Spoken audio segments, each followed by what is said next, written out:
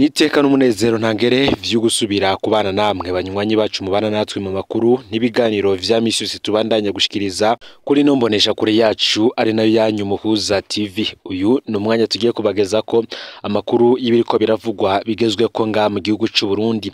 Ni kenshi cyane iyo hegereje amatora abategetsi batangura imikenyuro mishasha. Hari ibikorerwa mu rwego rw'iperereza, hari ibikorerwa mu rwego rwa politike ndetse n'ibikorerwa mu banyagihugu.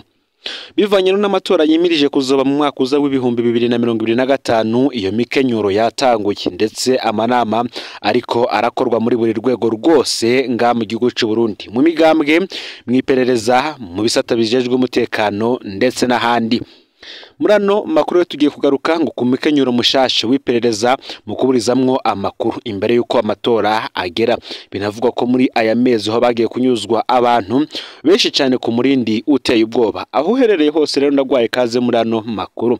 Ukurikirana amakuru n'ibiganiro tubashikiriza uherereye mu gihugu c'u Burundi, mu buseruko, mu manuko, mu buraruko, mu burengero, mu karere ka Afrika y'ibiyaga binini, ku mugabane wa Afrika ndetse no mu makungu ya kure. Ni mu gihe bivugwa yuko mwiperereza ry'u Burundi baheruka gushiraho uburyo bushasha bagiye gukoreshwa mu kuburizamwo canke ivyo twokwita guhuvya amakuru atangwa ku mbuga ngurukana bumenyi. Mu nama iheruka gukorwa ku cicaro gikuru c'iperereza i Bujumbura, abakozi b'iperereza bumvikanye ko bagiye gushiraho amakonte atazwi kuri X yahoze yitwa Twitter ya kera ndetse no kuri Facebook. Izo konte ngo zizoba zifise akazi k'ivyo bita kubeshuza amakuru aca ku mbuga ngurukana bumenyi no kwifatira mu gahanga abantu bakunda gucisha amakuru kuri izo mbuga. Bimwe ngo mu vyapfundikiwe muri iyo nama nuko nk'akarorero ngiyo havuzwe umuntu yanyurujwe hazocaboneka iyindi konte muri izo zimwe zizoshirwaho nyene izocandika ibeshuza iyo nkuru umuntu mbere yo kunyegeza ukuri. Ibi akaba ari vyo bita kujuragiza abasomye iyo nkuru. Akarorero n'urugero havuzwe nko witwa Karenzo Yohani yanyurujwe ku mutumba kanaka, hazoca haba iyindi konti ivuga ko uwo muntu atigeze anyuruzwa, yibereye muhiriwe canke yibereye mu kazi, ko abavyanditse babeshe. Ni mugihe kandi ngo hagiye gukoreshwa abandi bantu babamenyerewe cyane ku mbuga ngurukana bumenyi aribo aba influencers bamenyerewe ku mbuga ngurukana bumenyi kugira baze nabo barabeshuza aha uko bazohembwa ntawo bazi, ndetse nabo bamenyerewe cyane kuri izi mbuga ngurukana bumenyi bazokoreshwa ntibaramenyekana amazina yabo. Ikindi kandi capfundikiwe muri iyo nama nuko bokwinjira ku bwinshi ma groupe WhatsApp atanga amakuru bagafasha kurega ku manimero akunda gutanga canke kurungeka cyane amakuru kugira izo nimero zihagarikwe muri WhatsApp bloke canke se bazibaninge. Aho twokwibukanya ko nimero igiriwe sinyare iba irahagarikwa kuri WhatsApp. Uti dutegerezwa gukora ibishoboka kugira amatora agere abanyagihugu batariko bararonka amakuru. Nimushira amakonte kugira muze murabeshuza arya amakuru atangwa n'abarya bagabo bari hanze. Barafise amagurupe bacishamwo amakuru, mugerageze muze muragira sinyare ku manimero yabo. Arya amakuru atuma igihugu kidatekana, twarasamaye tubahebera imbuga. Ivyo ni bimwe mu vyapfunditswe muri nama nkuko vyavuye mu isoko rimwe ryo mwiperereza. Uretse kandi ko ibi vyapfunditswe bidashobora kuzibira amakuru atangwa, abanyagihugu nabo ntibashobora gusamazwa n'ibizoca kuri izo konte zigiye gushirwaho. Iperereza naryo nkuniri yarikwiye gutakaza uwo mwanya kuko ahisigeze ngo biragoye rwose kuzibira amakuru abariko aratangwa ku mbuga ngurukana bumenyi. Ni mugihe kandi bamwe bavuga ko iperereza rikwiriye kwitondera neza ikibazo cy'abafatwa bagizwa ko banditse ubutumwa butabereye kuri WhatsApp na za Facebook. Ni mugihe akarorero ka hafi ari ivyabaye ku igenekerezo ya 12 Ntwarante uyu mwaka w'ibihumbi 2024, aho Pacifique Nazwa avuga ko yakiriye kuri WhatsApp ubutumwa bw'umuririmbyi azwi w'umurundi akaba n'umumenyesha makuru. Gico gihe yavuga ko apfungiwe mu gasho ka Komine Rohero. Yavuga ko yapfungishijwe n'umukenyezi w'umwe mu banyepolitike bazwi, amwagiriza ko yanyoye na bagenzi we inzoga z'imiliyoni 2 hanyuma ntiyaziriha. Nguko yarungika audio niko yagoma yongereza ibintu bimuheraniye amamiliyoni menshi y'amafaranga mu Burundi. Ahandi akavuga sponsor y'amamiliyoni yara ahejeje gusinyirwa n'umukuru w'Ibanki Nkuru y'Igihugu BRB, ngo ari naho kandi yavugaga ko afise imigenderanire idasanzwe na Reverano Ndikuri yarongoye CNDD-FDD, abashikiranganje batandukanye ndetse n'abandi bategetsi. Ico gihe ngo mu vyo yari yasavye ko bamutabariza bakavuga ingene apfunzwe ku karenganyo, ahandi akavuga ko naho batomutabariza ataco vyo bitwaye kubera iyo camagara Reverano Ndikuri yo akaza kumwikurirayo. Yavuga ko kandi telefone yahawe n'umupolisi acunze agaco kandi ko batosubira kuyimurondererako. Ngico gihe benshi Pacifique avuga ko yakebwe akumva ko menga ibintu avuga harimwo ibitaroranye. Ivyo avuga vyose vyaba vyerekana ko afise amafaranga menshi naho atashoboye kuriha miliyoni 2, bikerekana kandi ko akorana n'abantu bakomeye cyane. Ngo barihojeje ivyo kumutabariza kugira barabe neza ivyo ari vyo. Bukeye kugenekerezo ya 13 Ntwarante uyu mwaka w'2024 uyo muririmbyi yarasubiriye ararondera akoresheje indi telefone amubaza impamvu ataratanga inkuru yiwe, acamubwira ko yibaza ko akiriko arayitohoza, ahandi akavuga ko amwizeye mugabo ahandi ko atamwizeye 100%.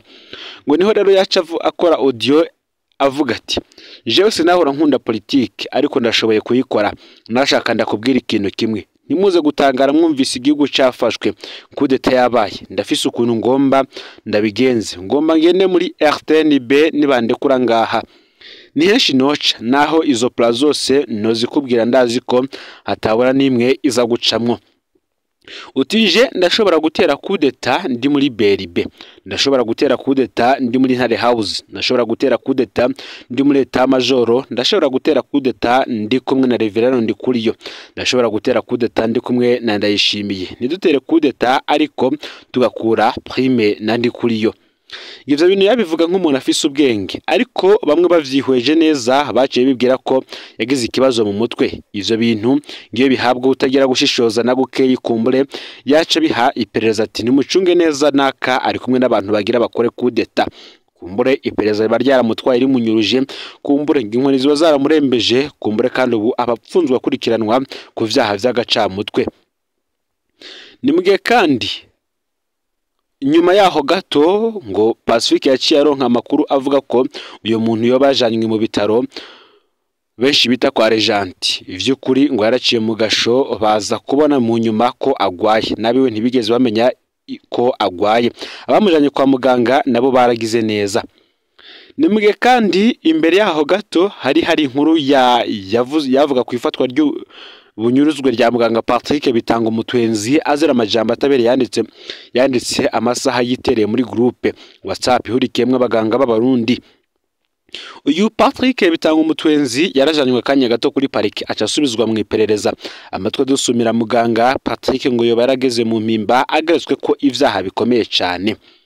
Nimuge kandi ubutumwa butandukanye bwavuga ko ivyo Patrick yari amaze iminsi avuga canka akora vyerekana ko afise ikibazo cyo mu mutwe, gutukana ku mabariyeri ahagatswe n'abapolisi, agakoresha amajambo y'agacamutwe, kuzana abamenyesha bakuru mu bitaro vyigenga yari yaronsemwe akazi, agatangaza ko ari we nyine ibitaro, gutuka abigisha bamwigishije muri kaminuza ko ivyo babigishije vyose ari amafuti n'ibindi vyinshi. Ngo yaravugana kandi nabiyo bemeza ko ari komiti ko yakurikiranwa n'umuganga wo kurikira hospital. Ngo bano bantu bagwaye izi ngwara usanga umengo barakomeye, uri kurabavugisha umva ivyumviro bitonze neza, ariko wumvirije neza uratangura kumva ko hari kitagenda neza. Ikibanza cabo benshi bakavuga ko atari mu iperereza canke mu busho, ahubwo ari ukubanyerukana kwa muganga. Mu magrupe WhatsApp abantu barakaza amashavu bakaregana mu iperereza.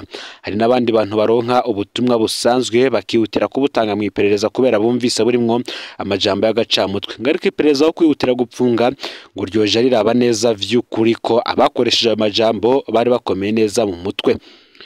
Ni mu gihe kandi bamwe banavuga ko impembo n'ubundi y'abakozi b'iperereza nabo nayo izwi. Ngimembo yabakoreye CNDD-FDD.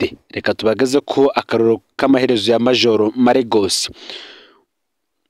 Uyu Maregos yitwa Jean Bosco Sabimana bamutazira Maregos. Yahoze agwana muri FDD mu myaka ya mbere ubutegetsi bwa CNDD-FDD. Maregos yarajejwe umutekano mu iperereza, aho ajya mabanga asubiriwe na Joseph Mathias Niyonzima batazira Kazungu. Inyuma yaho kandi yarajejwe kurongora iperereza muri komine Rohero mu gisagara ca Bujumbura. Mu mabanga yiwe Major Jean Bosco Nsabimana yaragirijwe amabi akomeye yaranze intango y'ubutegetsi bwa CNDD FDD. Vyavuzwe ko mu mwaka w'ibihumbi 2006 Jean Bosco Nsabimana ari we yahagarariye ihohoterwa rikomeye ryo aho ari cegara c'umukuru w'igihugu Alphonse Marie Kadege. Ivyo kandi ngo yemereye ko yabitumwa kubikora nk'uko yabivuze mwireresi. Maregos kandi akavuga ko ari we yakoze igitero ku rugo rw'umurwizatunga Brown Ndarishikanye yiciwe mu gisagara ca Bujumbura mu mwaka w'ibihumbi 2006. Brown ngo yishwe ngo ntazo avuga amabanga y'igurishwa ry'indege ariko ni 50 yarerura umukuru w'igihugu. Iyi ndege nayo tukazoyigaruka ko mu makuru yacu. Maregos yaravuzwe mu busuma bw'amamodoka n'ama teletaxe mu gisagara ca Bujumbura. Ivyo vyose Maregos yaremeje ko yabitumwa n'abari barongoye igihugu. Mu mwaka w'ibihumbi 2007 mu ntumbero yo gufata amabanga mabi yarazi, Maregos yarungitswe kwiba ibanki BSB iri Gihofi muri Sosumo. Yagiye ajanye n'undi mukozi w'iperereza yarazwi mu bubisha Serija Bienveni Nizigimana be n'abandi bakozi bato mu iperereza. Ntibamenye ko ngo yari umutego. Bageze mu nzira basanze bategerewe n'ababarasa. Abandi bose barapfuye kiretse Bienveni na Maregos. Bienveni yahungiye muri Tanzania ari naho yagandaguriwe mu mwaka w'ibihumbi 2009 mu gihe Maregos nyuma y'imisi yinyegeje kandi aronderwa cyane yavuye ahungira muri Afrika y'Epfo. Muri Kigarama umwaka w'ibihumbi 2012 Maregos yarahenzwe n'intumwa za General Adolphe Nshimirimana maze aragaruka mu gihugu bamwemereye ko azoca asubizwa mu mabanga yiwe mu iperereza. Kuva agarutse yagumye aho bita iwabo w'abasigaye mu Kamenge hari hegukira Adolphe Nshimirimana. Jean Bosco Nsabimana yari umuhinga w'ibisasu vya explosive. Ni gutyo angari nawe kandi yahawe igikorwa cyo guturira isoko nkuru ya Bujumbura muri Nzero umwaka w'ibihumbi 2013. Gico cyari igikorwa ciwe cyanyuma kuko nkuko yagiye abivuze yahavuye ahabwa ishano na bamwe mu bihangange vy'abajenali kugira ntaza avuga ivy'iturirwa ry'isoko. Niko kwaduruka agwara cyane. Muri Rusama umwaka w'ibihumbi 2013 Maregos yarungitswe kwivuriza Nairobi muri Kenya aho bari bamubwiye ko azokwakirwa na Ambassadeur Ezekiel Nibigira yaserukira Burundi muri ico gihugu. Ahageze yarabuze n'umwe amwakira. Mu munaniro mwinshi n'ubukene yahakuwe n'umugiraneza wo mu Burundi yamutoye ku gituro c'amabisi amutahaniwe. Umugiraneza aramufashije gushika kuri ambassade Nairobi naho nyene Ambassadeur Ezekiel Nibigira ararahira kumwakira no kumufasha. Munyuma Maregos yarajanywe kwa muganga mu bitari Nairobi aho yahajanywe na wa mugiraneza. Imbere yo kugenda yarapfukamye arihana aratira ivyaha vyiwe vyose n'amabi yose yakoreshejwe maze ahereza ubuzima bwiwe Imana. Munyuma mugiraneza agarutse kuraba umugwayi yasanze baramaze no kumuhamba. Amakuru aronse nuko hari intumwa z'ubutegetsi bw'u Burundi ngo zoba zaraje kumuniga zikoresheje umusego aryamako mu bitaro. Nga rero niyo maherezo y'uwihebeye ubutegetsi ndetse akanabumukoresha ivyo ubushatse vyose akanakorera n'iperereza. Aya ngiyo niyo mpembo ibikwiye abandi batari bake babandanya gukoreshwa mu bisha bw'iyi ntwaro ndetse n'urwego rw'iperereza. Ibi rero nizo zari bigezweko cyane tubagaza ko iyi mikenyero mishashi igiye gutangura gukoreshwa n'iperereza. Bantu mutabariza banyu muraje mubikora ndetse kandi Pacifique Ninahazwe n'abandi bose baranira agateka kazina muntu King Umurundi n'abandi nabo bari magabo kugira ngo babatabarize. Kandi izo konte nazo nizoja ahabara nazo tuzotangura kuzikora ko amakuru. Ufyende subscribe canke sabone niba utari wafyenda ko kugira ngo toje cekanwa nadushikiriza usangize ano makuru agenza aho bari hose kugira ngo nabo baje bashikirwa nabiriko biravugwa bigezwe ko nga mu gihugu cy'u Burundi hanze imbezi igihugu cy'u Burundi ndetse no makungu ya kure. Ni Umuhuza TV. Imana ibahezagire ibikorwa byanyu vya misi yose muri ko murakora.